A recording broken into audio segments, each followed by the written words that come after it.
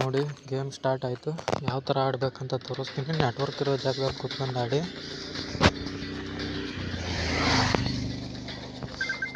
ಇದರಲ್ಲಿ ಏನಿಲ್ಲ friends, coin collect ಮಾಡೋದಷ್ಟೇ.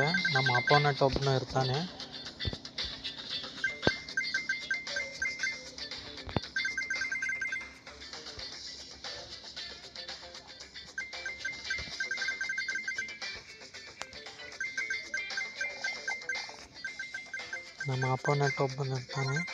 ಅವನು ಯಾವ ಥರ ಕಲೆಕ್ಟ್ ಮಾಡ್ತಿರ್ತಾನೆ ಗೊತ್ತಿಲ್ಲ.